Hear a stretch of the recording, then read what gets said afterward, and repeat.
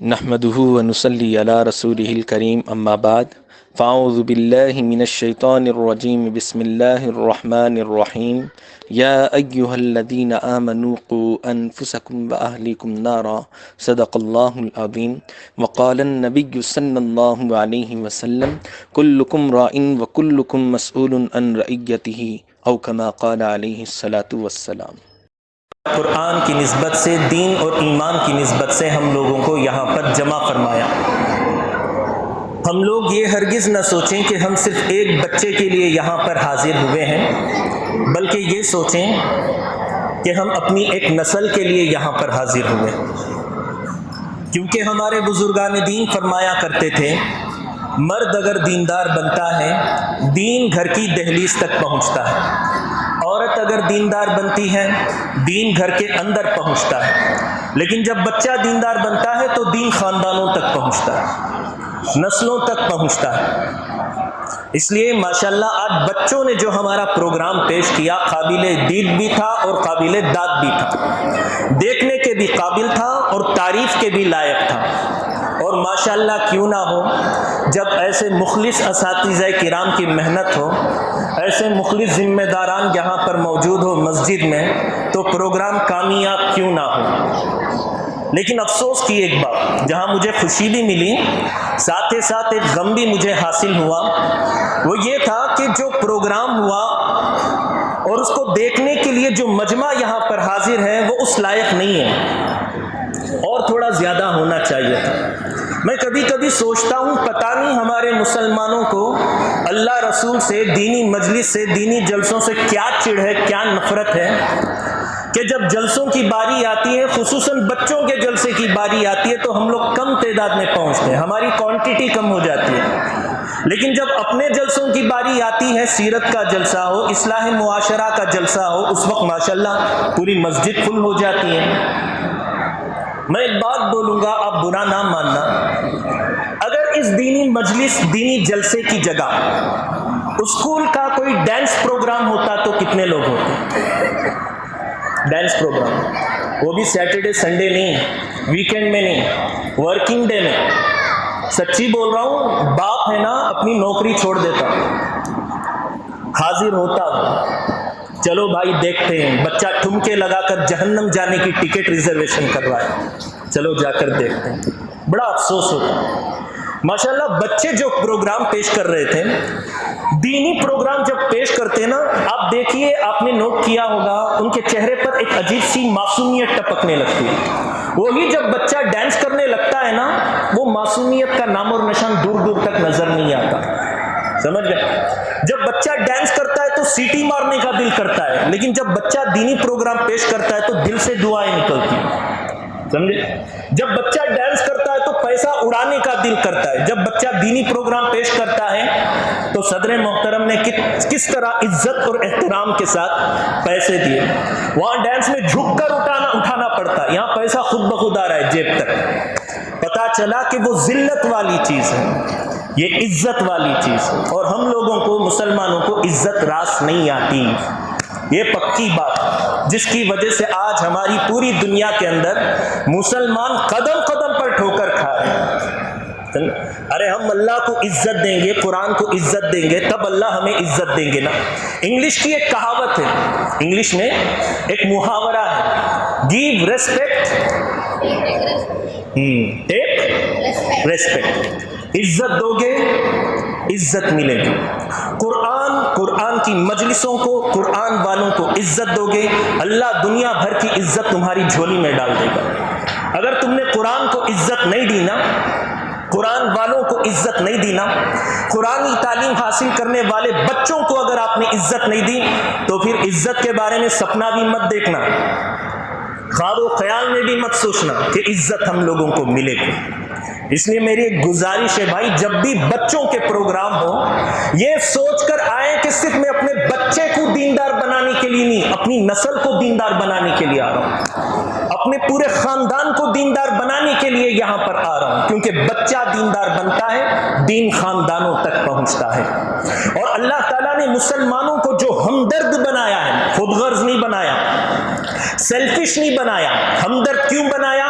کہ بھائی تو اپنے بارے میں مت سوچ، اپنے آنے والی نسلوں کے بارے میں سوچ۔ سوچئے اگر ہمارے فریڈم فائٹر حضرت ٹیپو سلطان شہید رحمت اللہ علیہ یہ سوچ کر گھر میں بیٹھ جاتے میں کیوں خواہ اس پبلک کے لیے لڑوں، میں خواہ اپنی گردن کیوں کٹاؤں، کیوں میں برٹش کی گولی اپنے ماتھے پہ کھاؤں؟ میں دیکھتا ہوں نا اپنے فیملی کے ٹنٹے جھمیلے، میں کھاتا ہوں پیتا ہوں بتی بجھاتا ہوں، مجھے ضرورت کیا ہے لڑنے کی؟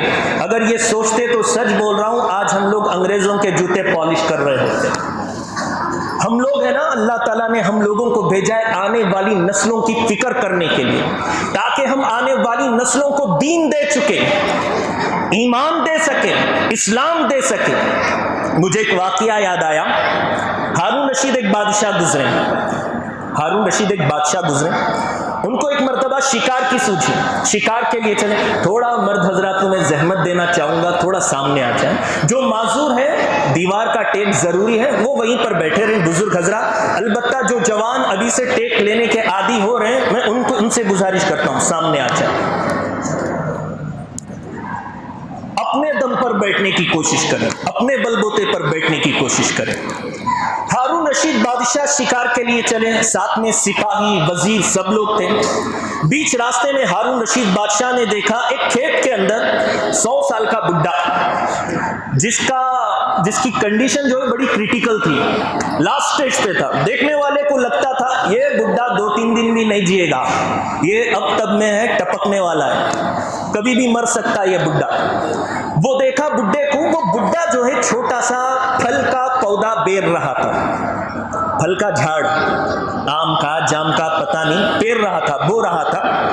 ہارون رشید بادشاہ نے اس بڈھے کی طرف دیکھ کر کہا کتنا بے وقوف نالائق احمق ناسمجھ بڈھا ہے، اتنا بھی نہیں سمجھتا، آج یہ پیر رہا ہے، یہ 2-3 دن میں مر جائے گا، یہ جھاڑ جو بڑا ہوگا 5-6 سال کے بعد، محنت تو یہ کر رہا ہے، اپنی زندگی میں پھل نہیں کھا رہا ہے، مر رہا ہے، پھل تو کوئی اور کھا رہے ہیں۔ ہمارے بنگلور کی ایک کہاوت ہے، لنگڑی اردو والی کہاوت، محنت کیا مرغا انڈا کھایا فقیر، محنت تو یہ بڈھا کر رہا ہے لیکن انڈا کوئی اور کھا رہا ہے، پھل کوئی اور کھا رہا ہے۔ جیسے ہی بڈھے کے کان میں یہ بات پڑی، بڈھا پلٹا اور بولنے لگا بادشاہ سلامت، نالائق احمق ناسمجھ بے وقوف میں نہیں آپ ہیں۔ بادشاہ پریشان، بھائی میرا پتھر میرے کو الٹا مارا، میں کیسے بے وقوف ہو گیا؟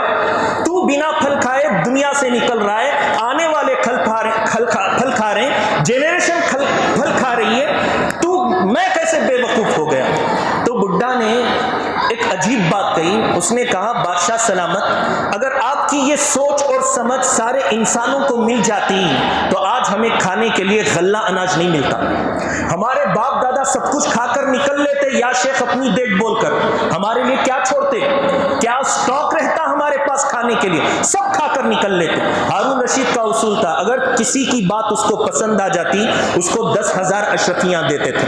بڈھے کی بات اتنی پسند آئی، بھائی بڈھے نے بڑی پوائنٹ کی بات کہی ہے، اس کو 10,000 اشرفیاں دی جائے۔ 10,000 اشرفیاں دی گئی، بادشاہ نکلنے لگے، بڈھا پلٹ کر بولنے لگا بادشاہ سلامت، جانے سے پہلے ایک اور بات سنتے ہوئے جائیں، آپ نے کہا میں اپنی زندگی میں اس پودے سے پھل نہیں کھاؤں گا، دیکھو کھڑے کھڑے میرے پودے نے پھل دے دیے 10,000 اشرفیاں۔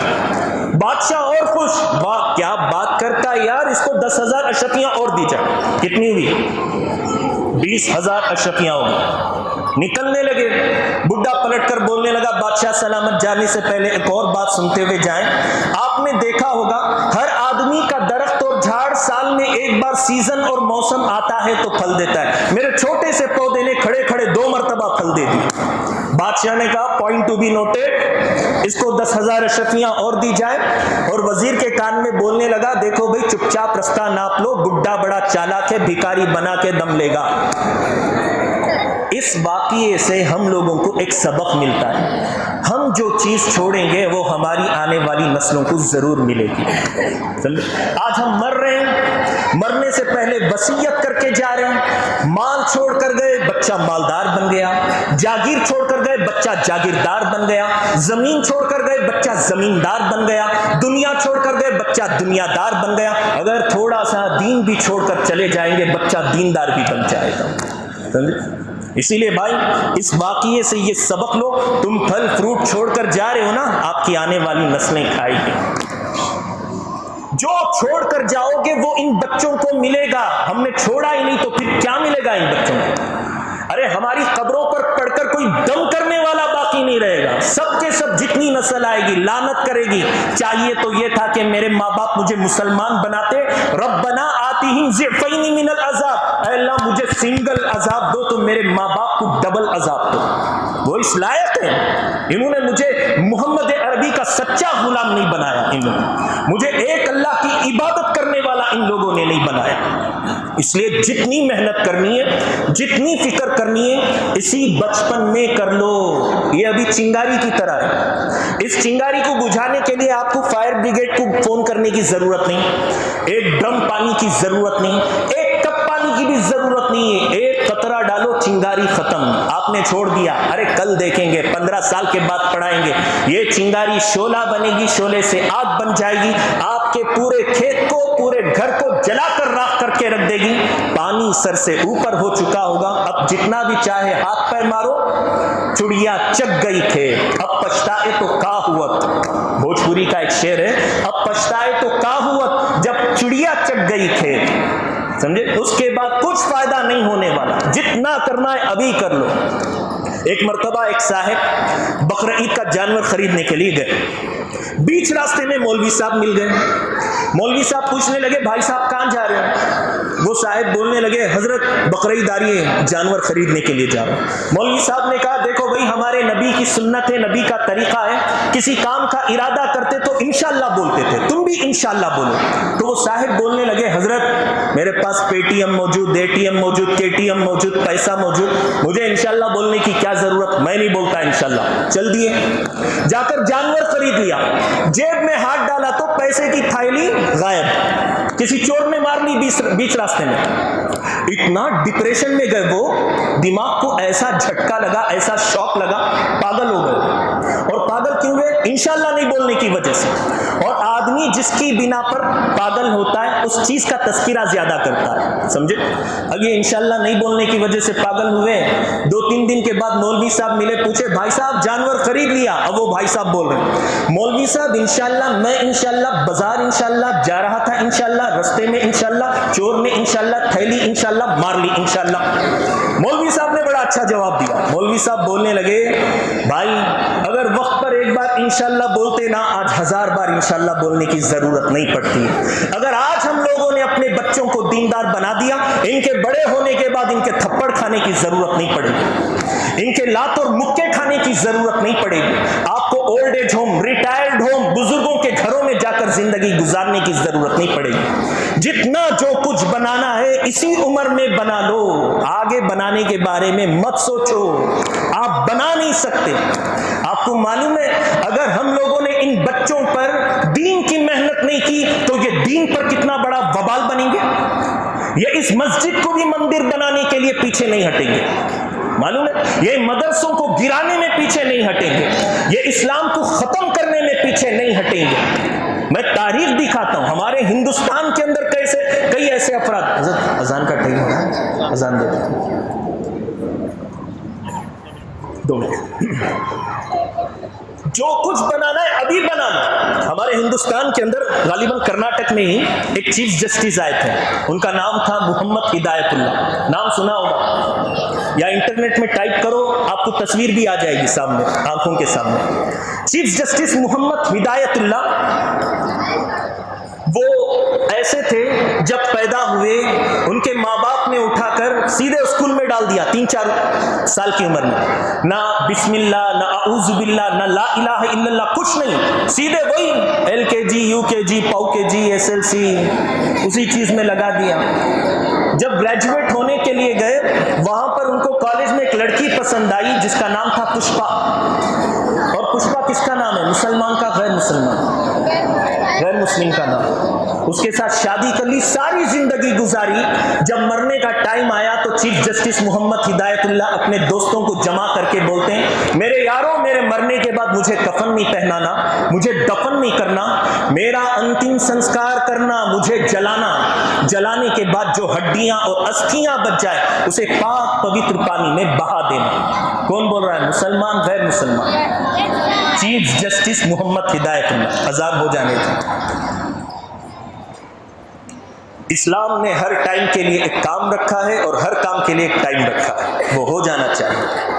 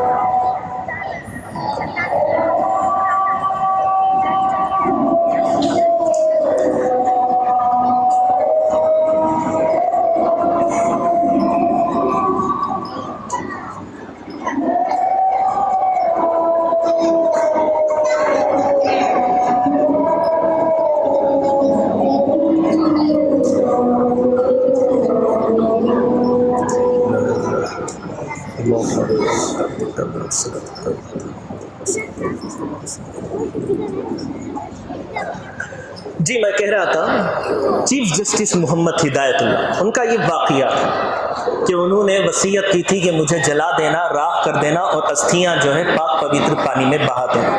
ایک مرتبہ ایک مولوی صاحب سے ایک غیر مسلم انسان مل کر بولنے لگا مولوی صاحب آپ بھی انسان میں بھی انسان، جب آپ مرتے ہو آپ کو دفن کیا جاتا ہے، جب میں مرتا ہوں مجھ کو جلایا جاتا ہے. بیٹا بیٹھ جاؤ بیٹھ جاؤ بیٹھ جاؤ، بس میں کنڈکٹر اتنے چکر نہیں لگاتا جتنے آپ لوگ لگا رہے. بیٹھ جاؤ خاموش. وہ بولنے لگا مولوی صاحب آپ بھی انسان میں بھی انسان، جب آپ مرتے ہو آپ کو دفن کیا جاتا ہے، جب میں مرتا ہوں مجھ کو جلایا جاتا ہے، یہ فرق کیوں ہے ہم دونوں کے درمیان جبکہ تم بھی انسان میں بھی انسان؟ مولوی صاحب نے بڑا اچھا جواب دیا. انہوں نے کہا بھائی صاحب یہ اسلام جو ہے، دینداری جو ہے ایک خزانے کی طرح ہے. یہ خزانہ ہمیشہ ہر وقت کے لیے مرنے کے بعد بھی مسلمان کے سینے میں رہتا ہے، اور خزانے کو دفن کیا جاتا ہے، کچرے کو جلایا جاتا ہے. خزانے کو دفن کیا جاتا ہے، کچرے کو جلایا جاتا ہے. اب یہ مبارک محلے والوں کے اوپر ڈیپینڈ ہوتا ہے کہ آپ ڈیسیشن لے کر اٹھو کہ مبارک مسجد کے محلے میں جتنے بچے ہیں ان کو خزانہ بننا چاہیے یا کچرا بننا چاہیے. کیا بنائیں گے آپ؟ خزانہ بنانے کی کوشش کریں، کچرا بنانے کی ہرگز کوشش نہ کریں. اور یہ صرف ایک چیف جسٹس محمد ہدایت اللہ نہیں، تقریباً تقریباً 2-3 مہینے پہلے وسیم رضوی نے بھی یہی سٹیٹمنٹ دیا. معاف کرنا، وسیم رضوی نام نہیں ہے اس کا، نام جیتیندر نارائن سنگھ تیاگی ہے. ٹھیک ہے، ختم. چلا تھا 26 آیتیں قرآن سے نکالنے کے لیے. اللہ نے کہا 420 کہیں کے 26 آیتوں تو نہیں نکالیں گے، لیکن تجھ کو اسلام سے نکال سکتے ہیں، تو نکل جا. اس نے بھی یہی اسٹیٹمنٹ دیا تھا. اور صرف یہ 1-2 آدمی نہیں بلکہ پوری دنیا کے اندر موجود ہے. آپ نے نام سنا ہوگا سلمان رشدی کا، رائٹر ہے، کتابیں لکھتا ہے. اس نے کتاب لکھی تھی دی سیٹینک ورسز، کتاب کا نام شیطانی آیتیں. اس نے اس کتاب میں لکھا تھا جو کچھ بھی آیتیں، جو کچھ بھی قرآن نبی پر اترا ہے یہ اللہ کی طرف سے نہیں، شیطان کی طرف سے تھا. یعنی قرآن شیطان کی کتاب ہے. نعوذ باللہ، اللہ ہم سب کی حفاظت فرمائے. میں آپ سے یہ گزارش کرنا چاہتا ہوں، آپ اپنے بچوں کو چیف جسٹس محمد ہدایت اللہ نہیں، محمد الرسول اللہ کا غلام بنائیں. آپ اپنے بچوں کو سلمان رشدی نہیں، حضرت سلمان فارسی جیسا بنائیں. اور صرف مردوں ہی میں نہیں، انڈیا کے اندر ایک عورت ہے بنگلہ دیش کی، تسلیمہ نسرین جس کا نام ہے، تقریباً 3-4 سال پہلے اس نے ایک آرٹیکل دیا تھا انٹرنیٹ میں، اور اس کا ٹاپک تھا، عنوان تھا جسٹ برن دی برقع. برقعے کو جلا کر راکھ کر کے ختم کر دیں، برقعے کی ضرورت ہی نہیں ہے. فاطمہ کی چادر کی ضرورت نہیں، اما عائشہ کے برقعے اور اونی کی ضرورت نہیں ہے. اسی نہج پر چلتے ہوئے آج ہماری لڑکیوں کے دماغوں کو پتہ نہیں کیا ہو گیا. وہ بولتی ہے کہ اسلام ہمیں قید کر کے رکھتا ہے، اسلام ہمیں برقعے میں جکڑ کر رکھتا ہے، اسلام ہمیں گھروں کے اندر قید کر کے رکھتا ہے. میری ماؤں بہنوں، اسلام تمہیں قید کر کے نہیں رکھتا، وہ کوہ نور کے ہیرے کی طرح تمہیں تجوری کے اندر سنبھال کر رکھتا ہے. کبھی اپنی قدر تو پہچانو. اسلام نے تمہیں خزانہ بنایا ہے، کچرا نہیں بنایا. سمجھے؟ جو کوئی آ رہا ہے پان کھا کے تھوک کر جا رہا ہے، جو کوئی آیا کھڑے کھڑے پیشاب کر کے چلا گیا. تمہیں اسلام نے عورتوں کو کچرا نہیں بنایا بلکہ خزانہ بنایا.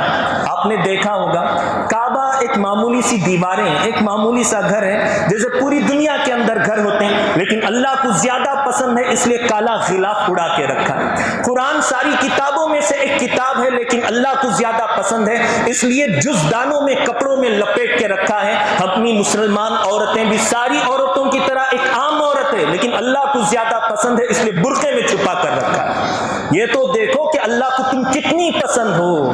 تسلیمہ نسرین کے چکر میں پھنسنے کی ضرورت نہیں ہے. حضرت عائشہ کی تاریخ دیکھو، فاطمہ کی تاریخ دیکھو. حضرت عائشہ کے بارے میں آتا ہے جب نبی کریم صلی اللہ علیہ وسلم کا انتقال ہوا تو روزانہ قبر کی زیارت کے لیے جاتی تھی.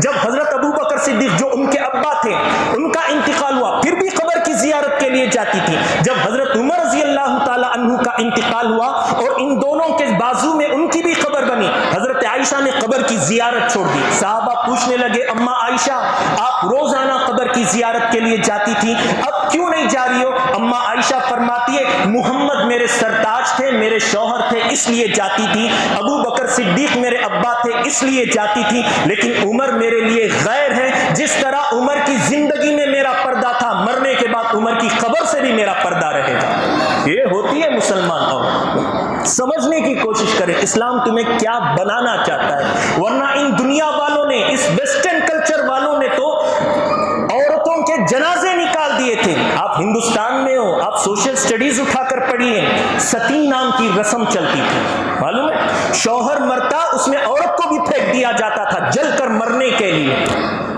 اور پجاری لوگ بولتے تھے نہیں بھئی پتی پتنی میں اتنا پریم تھا کہ بیوی خود جل کر مر جایا کرتی تھی. اچھا ہمیں بے وقوف نہ سمجھو. کبھی یہ پریم کی انتہا یہ بھی بتاؤ، ایک مثال یہ بھی پیش کرو. ستی کی مثال تو پیش کرتی، ایک ستا بتا دو کہ بیوی کا انتقال ہوا ہو، بیوی کو جلایا جا رہا اور شوہر بھی گر کر مر گیا ہو. ظلم چلتا تھا عورتوں پر، سمجھے؟ چائنا کے اندر بچیوں کو لوہے کے جوتے پہنا دیے جاتے تھے، سارا جسم بڑھتا تھا، پیر وہیں کے وہیں رہ جاتے، چل نہیں سکتی تھی. مصر کے اندر ندی نہیں بہتی، نوجوان لڑکیوں کی بلی دی جاتی تھی. عرب کے اندر زندہ دفن کیا جاتا تھا. ایک صحابی کے بارے میں آتا ہے بچی کو اٹھائے، ہاتھ میں کدال لیے، جنگل چل دیے، کھڈا کھودا، کھلونے اندر رکھ دیے. وہ 1.5-2 سال کی بچی کو اندر چھوڑ دیا. بچی کھلونے سے کھیل رہی ہے، ابا جان اوپر سے مٹی آہستہ آہستہ ڈال رہے. بچی کو سمجھ میں نہیں آیا کہ کیا پروگرام ہے، اس کو لگا کہ ابا جان بھی مٹی سے کھیل رہے ہیں. لیکن جب وہ مٹی منہ تک پہنچی، ناک تک پہنچی، سر تک پہنچی، اس کے بعد اس بچی کو پتا چلا کہ ابا جان آج مجھے ختم کرنے کے چکر میں لگے ہوئے۔ دفن کرتے، واپس آتے، کعبے کے پاس مستقل وہاں کے صدر اور سیکریٹری پوری کمیٹی بیٹھی ہوئی ہوتی ہے، دفن کر کے آ رہا ہے، سب لوگ تالی مار کر بول رہے ہیں کانگریچولیشن، ویری گڈ، تم نے بہترین کام کیا، تم نے اپنی پیشانی سے دھبے کو مٹا دیا اپنی بیٹی کو دفن کر کے۔ سمجھے؟ یہ تھا، کسی نے آواز نہیں اٹھائی، سب سے پہلے اور میرے اور آپ کے نبی حضرت محمد عربی نے آواز اٹھائی، ظالموں، بیٹیوں کو زندہ دفن کرنے والوں، کان کھول کر سن لو، میری بیٹی فاطمہ میرے کلیجے کا ٹکڑا ہے، آئندہ سے عورتوں پر ہاتھ مت اٹھانا۔ یہ میرے نبی نے عورتوں کو عزت بخشی، ان کو جان بخشی۔ ایک صحابی بچی سے پیار کر رہے تھے، چھوٹی سی بچی تھی، میرے نبی بولنے لگے بیٹیاں اچھی لگتی ہے نا؟ وہ صحابی بولنے لگے یا رسول اللہ آپ دنیا میں تشریف لائے اس لیے اچھی لگتی ہے، ورنہ آپ سے پہلے میں نے 11 بیٹیوں کو زندہ دفن کیا۔ عورتوں کو سمجھنا چاہیے کہ نبی کا کتنا بڑا احسان ہے، لیکن نہیں، میرا جسم میری مرضی، جسے دیکھ کر یہاں کی کورٹ نے بھی فیصلہ مار دیا کہ بھائی اسلام کے اندر پردہ ضروری نہیں ہے، سمجھنے کی کوشش کریں۔ تو میں یہ کہہ رہا تھا کہ بہت سارے لوگ آج بچوں پر دین کی محنت اگر نہ ہو تو یہ آئندہ چل کر ایسے بنتے ہیں، اسلام کو کافروں سے اتنا نقصان نہیں پہنچتا جتنے اپنے مسلمان لوگوں سے پہنچتا ہے نقصان۔ سب سے زیادہ بھائی کافروں کو تو اسلام سمجھ میں آ رہا ہے، مسلمان ہو رہے ہیں کافر لوگ، ہمارے مسلمان الٹا مرتد ہو رہے ہیں، غیر مسلم ہو رہے ہیں۔ ڈاکٹر اقبال نے کہا تھا بہت آسان ہے کافر کا مسلمان ہونا، بہت آسان ہے کافر کا مسلمان ہونا، بہت مشکل ہے مسلمان کا مسلمان ہونا۔ جس دن یہ مسلمان بن جائے گا، ساری دنیا پر راج کرنا شروع ہو جائے گا انشاءاللہ ثم انشاءاللہ۔ اس لیے میری گزارش ہے جو کچھ بنانا ہے ابھی سے دیندار بنانا شروع کر دو، ان بچوں کو اللہ رسول کا بنا دو، یہ بچے آپ کے بھی بن جائیں گے۔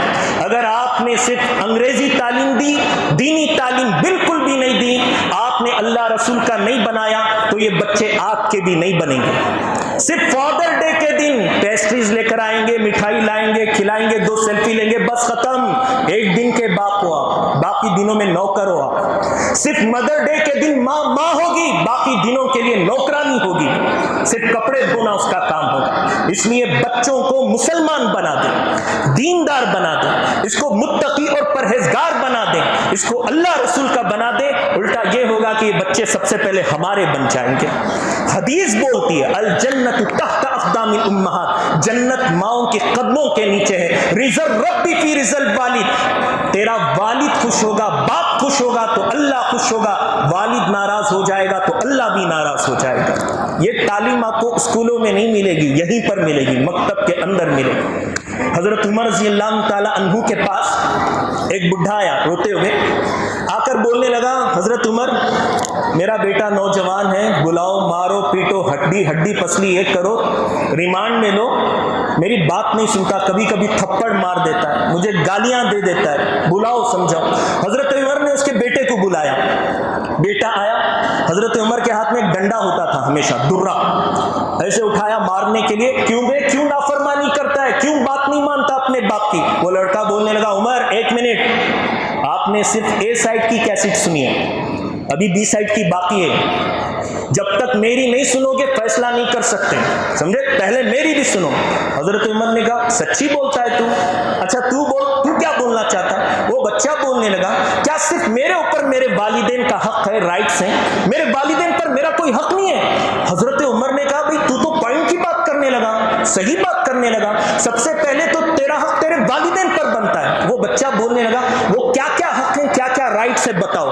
حضرت عمر نے موٹے انداز میں 3 چیزیں گنوائی، یاد کر کے چل جانا۔ سب سے پہلی چیز حضرت عمر نے یہ ارشاد فرمائی، سب سے پہلا حق والدین کا یہ ہے اگر آپ اپنے بچے کو دیندار بنانا چاہتے ہو تو سب سے پہلے میاں بھی دیندار بن جائے، بیوی بھی دیندار بن جائے، سمجھ گئے، بچہ بھی خود بخود دیندار بن جائے۔ دوسری چیز، جب بچہ 3-4 سال کی عمر کا ہو جائے اس کو قرآن اور سنت کی تعلیم دیں، اور جب بچہ پیدا ہو تو اس کا اسلامی نام رکھیں۔ یہ 3 چیزیں گنوائی۔ وہ بچہ بولنے لگا عمر ان تینوں چیزوں میں سے میرے باپ نے کسی پر بھی عمل نہیں کیا۔ سب سے پہلی چیز، یہ خود ایک نمبر کا پیکڑ ہے، جواڑی ہے، اور میری ماں ایک نمبر کی فالتو اور بکواس عورت ہے، بھی دیکھو غیبت، چغلخوری، گانے تانے اسی میں لگی رہتی ہے۔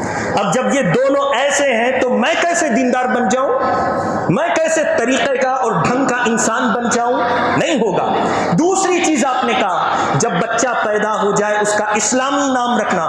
مسلمانوں والا نام تو دور کی بات، میرے باپ نے میرا انسانوں والا نام بھی نہیں رکھا، میرا نام اس نے رکھا جولان۔ جولان ایک چھوٹا سا کیڑا، اپنے کھیت وغیرہ میں دیکھا ہوگا، چھوٹا سا کیڑا پاخانے کو اور گوبر کو گول مٹی کی طرح بنا کر ڈھکیلتا ہوا جاتا ہے، اس کیڑے کو عربی میں جولان بولتے ہیں، اس نے میرا نام جولان رکھا۔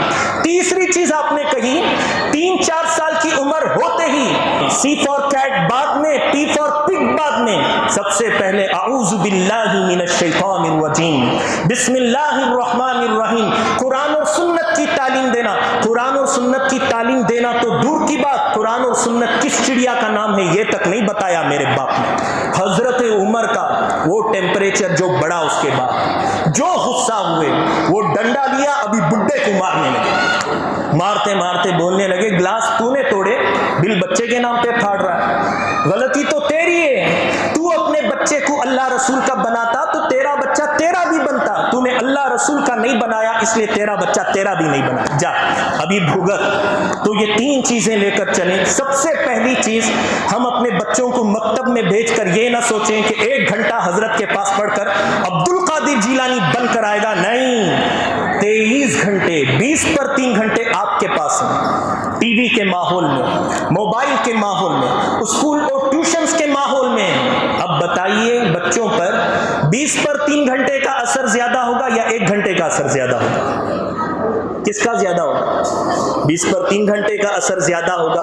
اس لیے آپ ایک کام کریں، بچوں کو مکتب میں بھی بھیجیں اور گھر میں بھی نگرانی کرتے رہیں کہ بچہ دعاؤں پر عمل کر رہا ہے یا نہیں کر رہا، سنتوں پر عمل کر رہا ہے یا نہیں کر رہا ہے، قرآن اٹھا کر پڑھ رہا ہے یا نہیں پڑھ رہا، برابر نمازوں کے لیے مسجد جا رہا ہے یا نہیں جا رہا۔ یہ آپ کی بھی ذمہ داری بنتی ہے۔ یہ ذمہ داری آپ اس وقت ادا کریں گے جب آپ بھی دیندار ہوں گے، ہے کہ نہیں؟ جب ہم دیندار بنیں گے تو بچہ دیندار بنے گا نا۔ حضرت جی رحمت اللہ علیہ کے پاس ایک صاحب آئے، بولنے لگے حضرت دعا فرمائے، میرے 2 بیٹے، دونوں بیٹے حسن حسین جیسے بن جائے، دعا فرمائے۔ حضرت نے کہا بہت ایزی ہے، بہت سمپل، بہت آسان ہے حسن حسین بنانا بچوں کو۔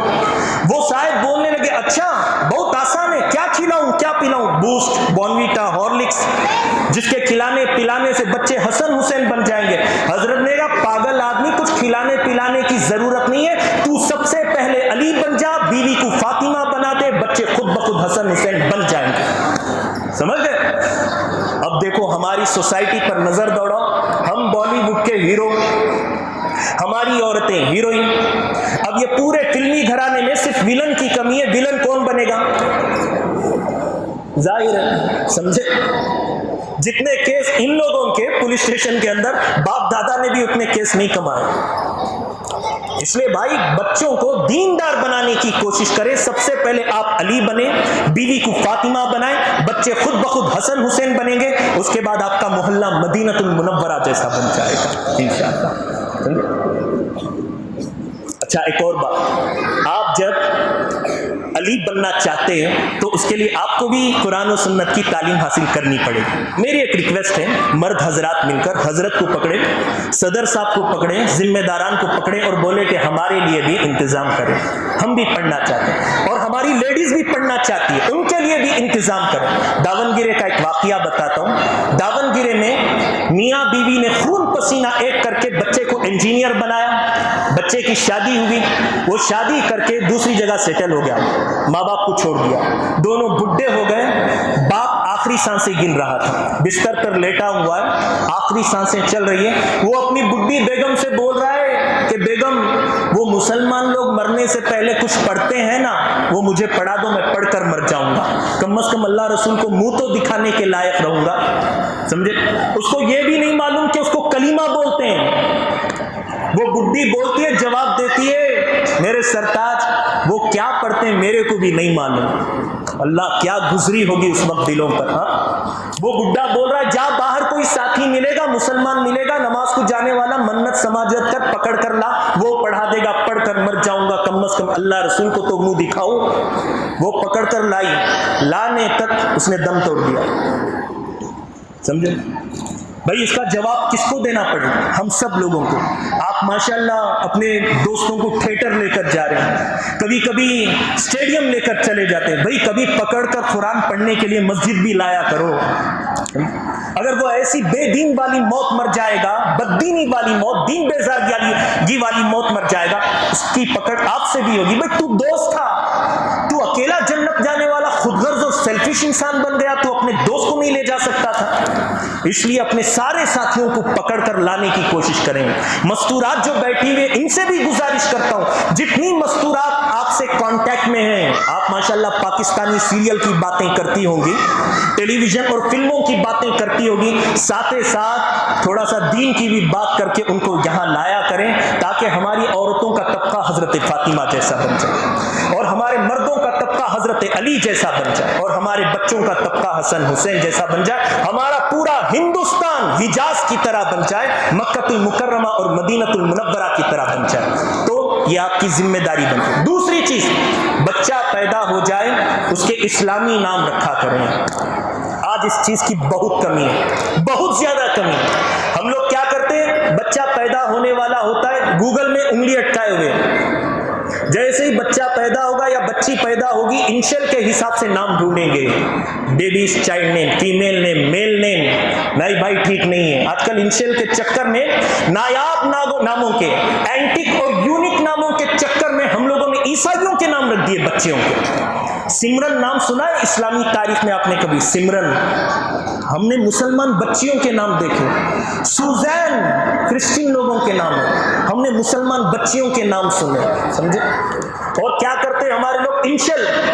ہمارے حضرت کے پاس ایک صاحب آئے, بولنے لگے, حضرت بیوی کا نام شبنم, شین سے شروع ہوتا ہے, بیٹی پیدا ہوئی ہے, ایسا نام بولو شین سے شروع ہونا پوری دنیا میں کون بھی نہیں رکھو رہنا. ہمارے حضرت بولے شیطان رکھ لو.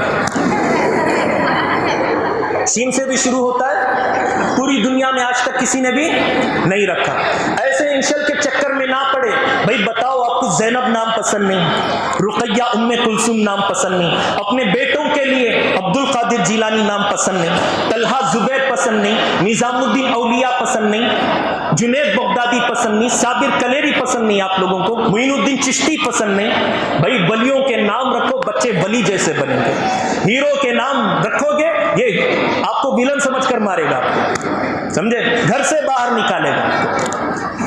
ایک صاحب نے, بزرگ نے اپنے بچے کا نام ابو رکھا, ابو. سارے لوگ ٹوکنے لگے, کیا بات کر رہے ہو یار, یہ ابو آگے پیچھے کچھ کوچ ووچ لگاؤ, ڈبے لگاؤ, یہ کیا صرف ابو عربی میں باپ کو بولتے ہیں ابو. وہ بزرگ بولنے لگے, میں اس کی تربیت کروں گا 15 سال تک, 15 سال کے بعد دیکھوں گا, جوان ہونے کے بعد اگر یہ متقی پرہیزگار بنا تو اس کا نام ابو بکر رکھ دوں گا, اگر یہ گنہگار بنا تو اس کا نام ابو جہل رکھ دوں گا.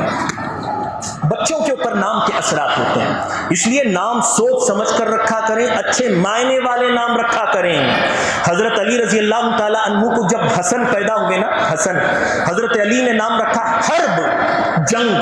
حرب بولتے ہیں جنگ کو, حرب نام رکھا. حضور صلی اللہ علیہ وسلم نے فرمایا, نہیں میں اپنے نواسے کا نام جنگ حرب نہیں رکھوں گا, حسن رکھوں گا. دوسرے بیٹے پیدا ہوئے, ان کا نام حرب رکھا حضرت علی نے, نبی نے فرمایا نہیں ان کا نام حسین رکھوں گا. تیسرا بیٹا پیدا ہوا, ان کا نام حرب رکھا, حضور صلی اللہ علیہ وسلم نے فرمایا نہیں علی, میں ان کا نام محسن رکھوں گا, حرب نہیں رکھوں گا. میں بچوں کے اوپر نام کے اثرات ہوتا ہے نا. آج کل لوگ آ کر مولوی صاحب سے پوچھے, حضرت ہمارا بچہ بڑا فائٹنگ مزاج والا, اس کا نام سکندر رکھوں, قلندر رکھ ڈالوں کیا؟ بھائی نام سے زیادہ تربیت کا اثر ہوتا ہے, سمجھے. آپ اپنے بچوں کے سامنے فائٹنگ کرو گے میاں بیوی, تو بچوں کے اوپر کس کے اثرات پڑیں گے؟ وہ سی سی ٹی وی کیمرہ ہے, جو کیچ کریں گے وہ دکھائیں گے بعد میں بڑے ہو کر. اس لیے ہمارے اکابرین بولتے ہیں, آپ کو لڑنا ہے نا بیوی سے, کمرے میں اکیلے چلے جاؤ, خوب باکسنگ کرو, کراٹے کھیلو, خوب مارو پیٹو, باہر جب آؤ نا مسکراتے ہوئے آؤ. کیا بیٹا کیا کھاؤ گے آج, چلو پارٹی ہو جائے, سمجھ گئے. ورنہ کیا ہوگا, بچوں کی زندگی برباد ہو جائے. 2 پہلوان تھے, ایک گائے تھی, ایک پہلوان آستین چڑھا کے بولا میں جیتا نا میں اس گائے کو کاٹوں گا. دوسرا پہلوان بولا میں بھی جیتا تو میں بھی اسی گائے کو کاٹوں گا. گائے بولی بھائی تو جیت یا وہ جیت, کٹنا تو میرے کو ہے نا, کٹنا تو مجھے ہی ہے. آپ کی زندگی برباد نہیں ہوگی بچوں کی زندگی برباد ہوگی. اس لیے بچوں کے سامنے دیندار بن کر رہے ہیں, شریعت کے پابند بن کر رہے ہیں, بچوں کے اچھے نام رکھنے کی کوشش کیا کریں. یہ 2 چیزیں ہوں گی. تیسری چیز, بچوں کو قرآن اور سنت کی تعلیم دینا. قرآن اور سنت کی تعلیم ماشاءاللہ بعض حضرات دے رہے ہیں, لیکن چپکے سے دبے پاؤں ہم سے کچھ نہ کچھ غلطیاں ہو رہی ہیں. مثال کے طور پر بس ایگزامپل دیتا ہوں. آپ بچوں کو اسکول لے کر جا رہے, 9 بجے اسکول شروع ہوتی ہے, آپ 8:45 بجے چھوڑ رہے ہیں, ٹھیک ہے. اور جب مکتب کتنے بجے چالو ہوتا ہے؟ 5 بجے شروع ہوتا ہے, لیکن بچہ آتا ہے مکتب کو 5:30 بجے, آدھا گھنٹہ لے. آپ نے بچے کو ایک سائلنٹ میسج دے دیا, خاموش پیغام دے دیا, بیٹا وہ اہم کام ہے جہاں پر 8:45 بجے گئے. یہ قرآن اور سنت کا نا رہنے دے, یہ اہم کام نہیں ہے. کس نے بگاڑا؟ کس نے قرآن اور سنت کی عظمت کو ختم کیا اس کے دل سے؟ وہاں ہفتے میں 2-3 ٹائپ کے یونیفارم, اور یہاں ایک ہی قسم کا یونیفارم. اس میں بچے آ کر کیا بولتے معلوم؟ نہیں حضرت میلا ہے ڈریس, واشنگ مشین میں پاجامہ. سمجھ گئے بچے؟ بچوں کو کیا پیغام ملا؟ جہاں یونیفارم پہن کر جا رہا ہے وہ اہم کام, اور جہاں یونیفارم نہیں ہے وہ اہم کام. اسلام نے ہمیں یونیفارم بھی دیا. اگر میں داڑھی, ٹوپی, کرتے پجامے کے ساتھ جاؤں, آپ میرے لیے اجنبی ہیں, میں آپ کو جانتا نہیں, آپ میرے رشتے, پھر بھی آپ سلام کرو گے. کیوں؟ اللہ رسول کا یونیفارم آپ کو نظر آ گیا. اگر میں بنا داڑھی کے, بنا ٹوپی کے, کرتے پجامے کے بغیر جاؤں گا, آپ ڈاؤٹ میں ہوں گے یہ مسلمان ہے بھی یا نہیں, میں سلام کروں بھی یا نہیں کروں. سمجھے؟ یونیفارم سے بچے مینٹلی پریپیئر ہوتے ہیں, دماغی طور سے تیار ہو کر آتے, ابھی اللہ رسول کی تعلیم حاصل کرنے کے لیے جانا. اس لیے یونیفارم کی پابندی کریں. روزانہ بچوں کو بھیجا کریں. اسکول میں سگے لوگوں کی شادی بھی ہوتی ہے تو ہم بچوں کو اسکول بھیجتے ہیں, بولتے تو اپنی شادی اٹینڈ کر, یہ شادی ہم لوگ اٹینڈ کریں گے, تو اسکول جا.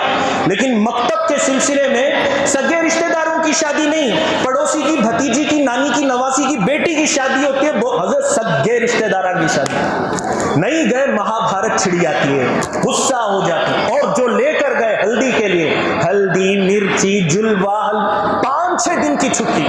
بچے کو کیا سائلنٹ میسج ملا؟ جہاں مجھے چھٹی نہ ملی وہ اہم کام, جہاں 5-6 دن کی چھٹی مل گئی وہ گرا ہوا کام. نعوذ باللہ. بہت ساری چیزیں ہیں. اور ہمارے لوگوں کو ہم نے دیکھا, والدین کو آ کر بولتے ہیں حضرت بچے بڑے ہو رہے ہیں, جلدی قرآن ختم کرو. بھائی کیا بات ہے, جس قرآن کو اللہ تعالیٰ نے محمد عربی کے سینے پر اتارنے کے لیے 20 پر 3 سال لگا دیے, اس قرآن کو ہم 1 سال میں ختم کریں گے؟ کیا سبق دینا چاہتے ہو؟ ڈاکٹر بنانے کے لیے کبھی پرنسپل سے کہا 2 سال میں ڈاکٹر بناؤ قبرستان آباد کرنے؟ کبھی کہا آپ نے؟ انجینئر بنانے کے لیے کبھی جا کر ٹیچر سے کہا 1 سال میں انجینئر بناؤ؟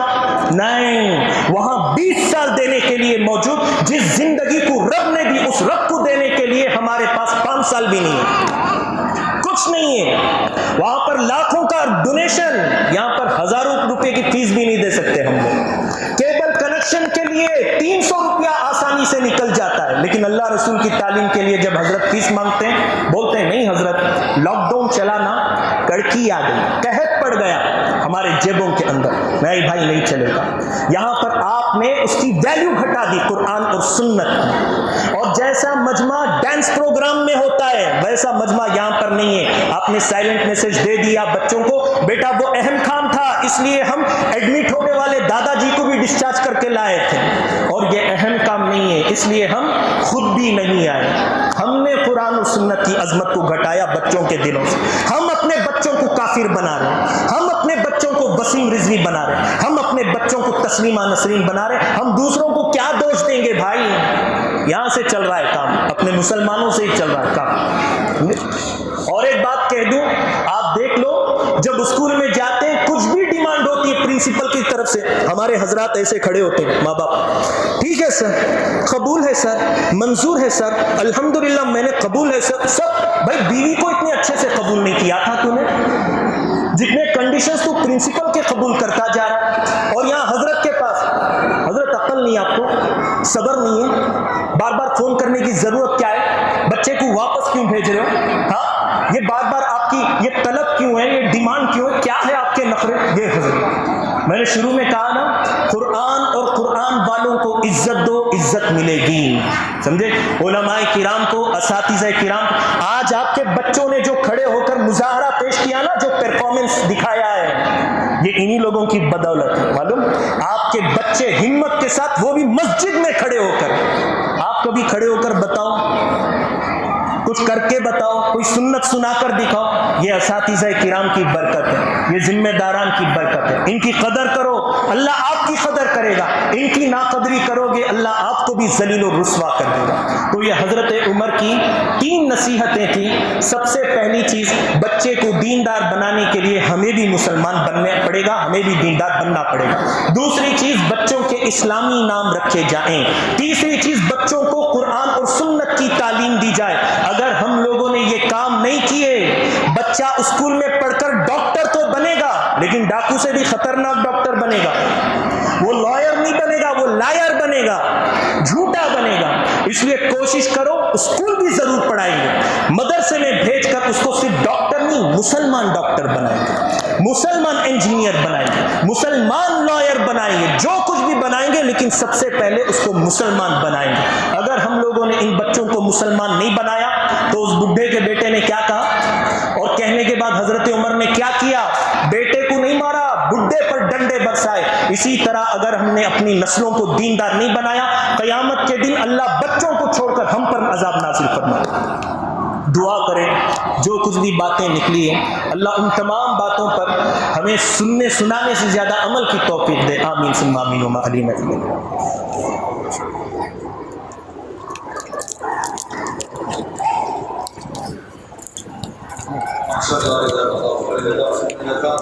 اللہ